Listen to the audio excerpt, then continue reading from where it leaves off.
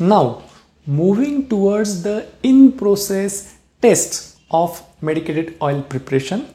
First of all, you need to perform the first filtration test to clearly demonstrate all the in-process tests for medicated oil preparation.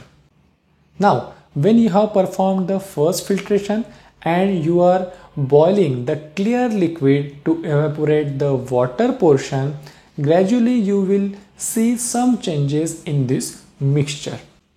Heat the mixture gradually, and as the water component, as the aqueous components goes on reducing, it is the time to test for the Paka Pariksha, that is test for the completeness of medicated oily preparations. It is always better if you start with a new day, with a new energy, fresh energy for this process, since it requires a lot of patience and a lot of time to complete. So never complete this last stage of heating in hustle. Be patient, shut down the heating previous day and start with the fresh energy next day. As the water portion goes on reducing through evaporation, stir continuously to avoid any sedimentation and charring at the bottom of the vessel. Gradually, the decoction part, the aqueous liquid part in the mixture becomes slightly thick. As you go on evaporating the water portion, the decoction or aqueous parts goes on concentrating. It forms a thick liquid that gradually appears separately from the oil. At this stage, you will see the two parts separately, oil part separately and decoction part separately. Whenever you see such kind of appearance, you will understand that the final stage is near and you are very near to the completion of heating process. Heat gradually, stir continuously so as to avoid any deposition and charring at the bottom, and taste the oil for completion of the process one by one as we are discussing now. The stage just before the separation of oil part and decoction part from each other is called as a stage of incomplete processing. At this stage, you cannot differentiate between the oil part and water part clearly. Just after this stage, when you are appreciating, when you are clearly distinguishing between the oil part and the aqueous part separately, that is the stage we called as Amapak. At this stage, you will appreciate the beautiful color, you will distinguish the liquid part separately and oil part separately. You can smell the beautiful fragrance of that oil. As you gradually heat further, the separated decoction portion, separated aqueous portion further gets on concentrating and it forms a thick slurry. This is the time when you taste this part for a wick test. Wick means just a thread. In Sanskrit, we called it as a Varti Pariksha. For this, you need to carefully take out a little part from that slurry. Try to roll that part in between your finger or on your palm.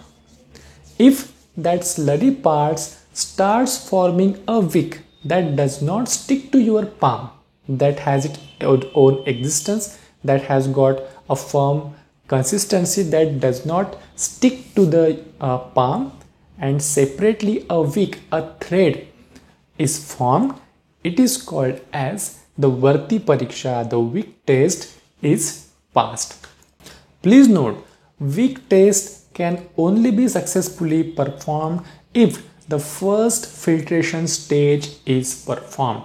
If you are not filtering it out in the first filtration test, the herbal coarse powder will be mixed with the slurry and wick will not be formed clearly. When the slurry is forming wick, that means that much of water content is already evaporated that the part is getting solidified a little. That means the wick test. At this stage, we called it as a Madhyama Pak, means optimum stage of cooking in medicinal oil preparation. Be very gentle and be very careful with the amount of heat, because a little hustle in the heating can completely char your slurry and all the burnt smell may spread into the oil. Once your slurry in the oil preparation passes the wick test, it is time to test it on fire. Yes, we call it as a fire test.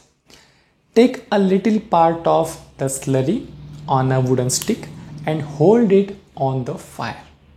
If the slurry burns with a chirping sound, that indicates that the slurry still contains a lot of moisture content and it is to be further evaporated for proper completion of the process.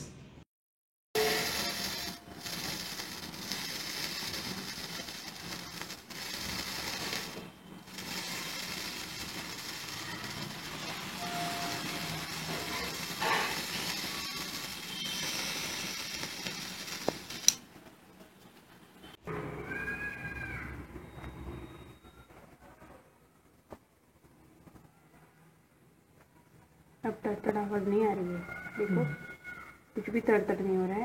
When you further heat the mixture, further more water portion is evaporated, and now when you take the slurry on a wooden stick and again try to burn it in the fire, at the stage when this bolus of slurry burns in fire without any chirping sound, you can understand that the proper evaporation of the moisture from mixture is performed, is completed, and now this is the time when you should stop the heating.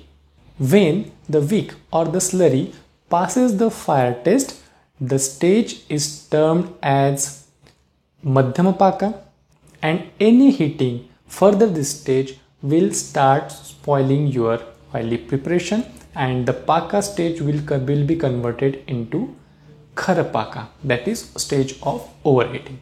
Here is a special tip for you. Agni Pariksha, that is fire test, is applicable for almost all the oil preparations and ghee preparations except for those oils where milk and milk products are used, like milk, curd, buttermilk, etc. The slurry containing milk or milk product will not pass the fire test at expected stage of heating.